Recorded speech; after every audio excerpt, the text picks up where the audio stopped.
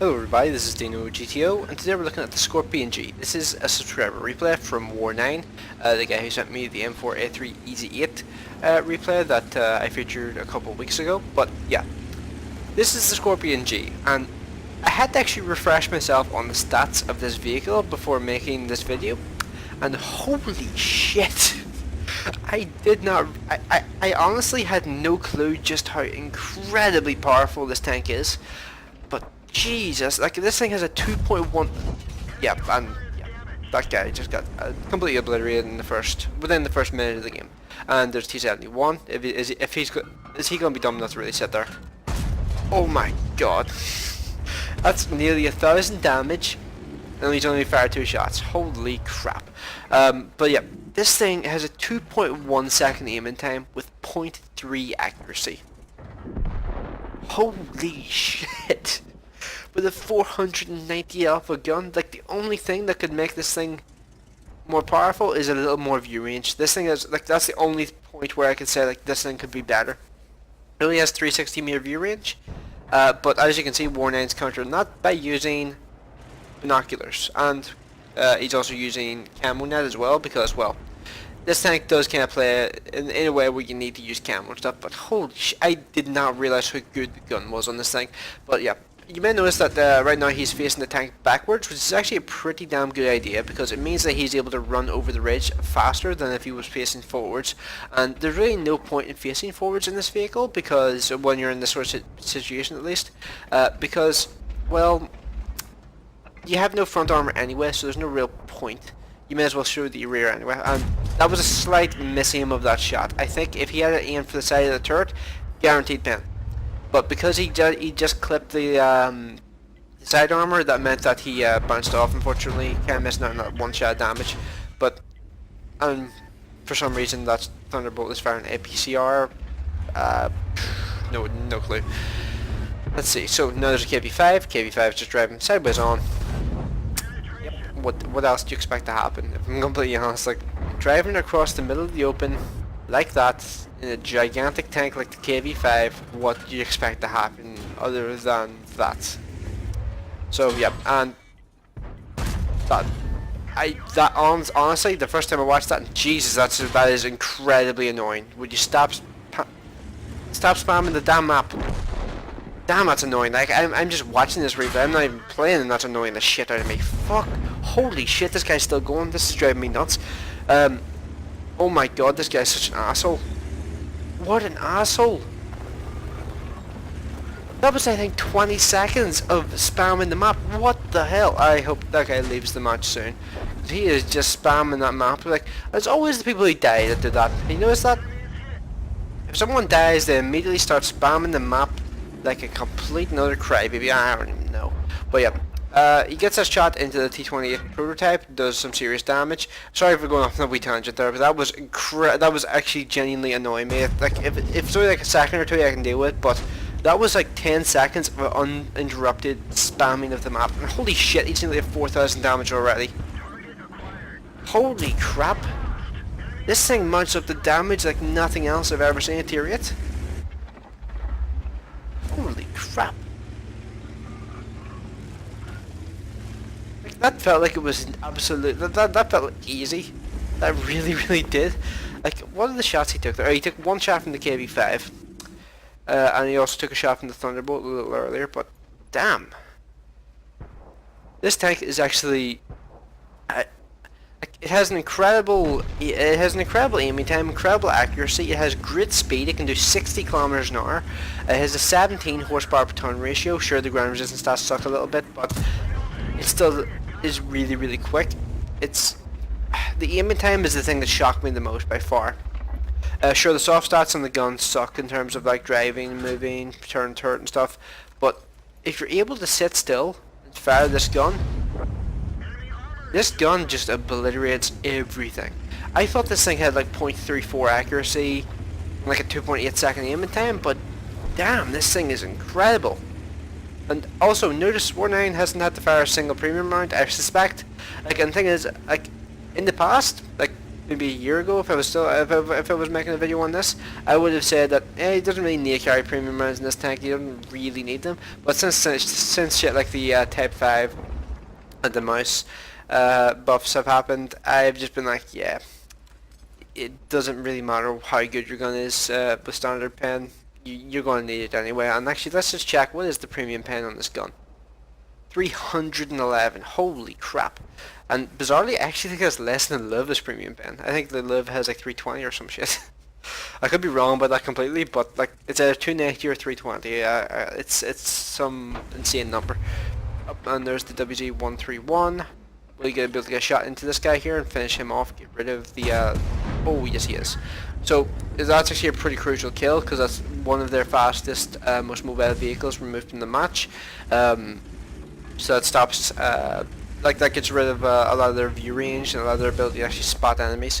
But one thing actually I should just quickly point out about this tank is whenever you turn the turret, it doesn't have like an overhang at the back, which means you like if you're turning your turret and you're like if he was like perfectly lined up with this wall with like the side like perfectly lined up with this wall, if he turned his turret directly to the right, there would still be nothing to aim at for the enemy tanks because it doesn't have an overhang at the back, which is actually a pretty decent advantage. It makes it more difficult to actually hit from behind a corner and stuff like that there. Like if you ever find yourself in like a city fight situation like War 9 is in here now. And also something I should just quickly mention is these holes in the armor here and here. Those, I believe, when this thing was initially put in, I think those were like area where there was no armor whatsoever.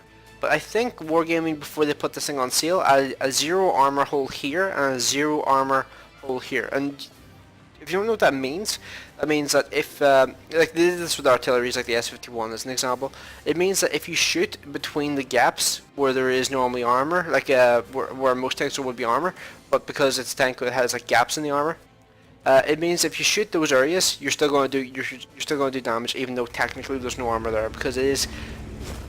I think it's primarily because like people were probably getting incredibly pissed off when this thing was initially shown off, like on like YouTubers channels and stuff like that there, that people were just able to push shots through those armor holes and not doing any damage.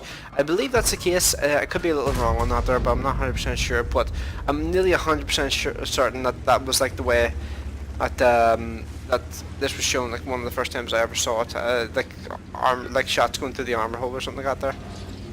But yeah, let's see, what's he going to do here now? He's going to kind of hang out near this this block of buildings here for a while because, well, there are 4 enemy vehicles remaining and he is on the defending side, which means he is under no pressure whatsoever to fall back. Or no, not to fall back, to attack, sorry. I don't know why I said fall back.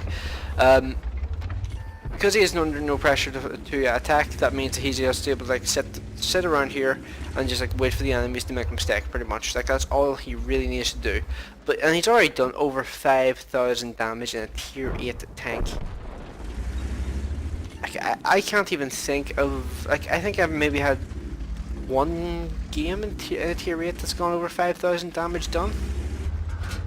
But this game's not even over yet. There's still 3 tanks remaining on the enemy team, and we haven't actually seen 2 of them. We've only seen one of the Dickermaxes. So, how is this gonna go? Like that guy there is only on like 170 health or something. He has actually reloaded a HE round here, which is a pretty good idea. It means that if you were to like to clip the gun or something, at least you're still going to do some damage rather than doing nothing. So if vehicles are on really low health, more than likely you're probably safer loading HE rounds, like that Conqueror game I showed off a while ago. It was probably a good call. It would probably have been a good call for some of the enemy vehicles to load HE and shoot me rather than pin me with AP, because like, yeah. And we now know that the M41, according to somebody in the chat, and this is actually part of the reason why I don't turn chat off, is because of situations like this here, when there's a couple of enemy vehicles remaining, we don't know how much health they have. And again, the chat said there that the M41 does not have much health remaining. So now we're just going to continue waiting here and just see what the enemy team is going to do, because as I said earlier, the pressure is all on their end. And the second Dickermax has just been spotted, and he is on full HP. But the question still is, oh, where's the M41? And I think we just got an answer. He is more than likely directly to the north, because I don't think you can get a shot, no matter how far west you are, from down here. I don't think it's possible to get a shot into where that IKB is, unless you're like literally right here at this kind of range here. So yeah, he must be towards the north, not the south. But now he's going to fish for the shot on this Dicker Max, trying to remove him from the game to cover the Oni's back. He's going to get a shot into him and nail him. Like, there was the potential for him to potentially miss and hit one of the pillars or something and do nothing. So it was really good that he managed to actually finish that guy off there. And M41 spotted. That to me looked like it missed there. I'm not going to lie. But the game registered as a hit, so I'm not going to say anything any further. Like, the arc on the shells in this gun seems so weird sometimes. Like, they seem like they curve a lot more than you expect for like close ranges. But damn, that was a lucky shot in that Bulldog. And then let's see, is he going to get the shot? Never mind, I was going to say, is he going to get the shot and not Dicker Max? But clearly he did. But yeah, this gun seems absolutely insane. It looks like it has a fucking Tesla coil at the end. But it's an incredibly powerful gun. Like, this is basically what you would expect from a mouse gun on a really fast tank at tier 8. Okay, so now we're back with post-game stats. So we got an ace tanker in this game, what looks like a second mark of excellence. High caliber, top gun, and tank sniper. Tank sniper is a reward I very rarely see. Like, I've probably got about 15 of those total in the entire time that Mel's been in the game. But yeah. In terms of credits and stuff, holy crap, 89,340 credits, 1,550 base XP, holy crap, that's a monstrous amount of XP for a tier 8, especially in a tier 8 game. Bear in mind, this is tier 8 versus tier 6 game.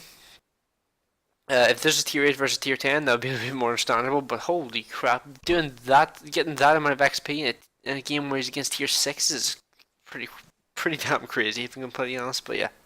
Let's go on to the team scores. So he obviously came top of the game in terms of damage done. 7 kills, 1,409 base experience. And let's see, in terms of like the highest let's see, the highest damage and stuff on the enemy team. The highest damage, actually the top 3 tanks on the enemy team were all tier 6. Holy crap. 2,407 damage for one of those Dicker Maxes. That's pretty damn good for a Dicker Max, or for like a tier 6 and a tier 8 game. And their tier 8s really let them down, because like the highest scoring tier 8 was the M41 Bulldog, and he was 4th. But yeah, on War 9's team, the arsehole who was spamming the map came 2nd, the Oni came 3rd, and well, War 9 obviously came 1st. But yeah, that was a pretty damn solid game there for War 9. I wouldn't be surprised if you told me that he probably did about 70% of the damage done by his team in that game. So, oh well, I mean that's sad. He probably did about 40% of the total damage done by his team in that game. So yeah, if I had to guess, that'd be like my rough guess off the top of my head. And let's go on to the team, or to the DeanoGTO report. Sorry. So he fired 18 shots, 17 direct hits, 16 penetrations. 3,000 of his 5,500 damage was done from over 300 meters range. That just shows you how good the accuracy is on this vehicle. It's able to consistently do damage at that sort of range.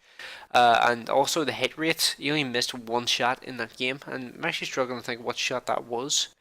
Let's see. Actually, you know what it was? It was that shot versus the VK 3000, 3001P. He missed that shot because he was dead before he managed to, well, stop firing, if that makes sense. So let's see. In terms of credits, 89,000 raw. After the repair costs and the resupply for the vehicle, he made 61,000 credits. That was without premium account, and yeah, that was pretty much using that time in that game to the maximum. But yeah, this vehicle has really caught me off guard with how incredible like the gun stats and stuff seem to be for this thing, because it's incredibly quick. It has decent gun depression, at least at the side, at 7 degrees. It has incredible gun with like I think the highest alpha of tier 8 premium tank in the game. And yeah, it actually brings up an interesting question to my mind. If you guys were to name the top 5 best premium tanks in the game, what would they be? And also, what would you say are the top 5 worst premium tanks in the game?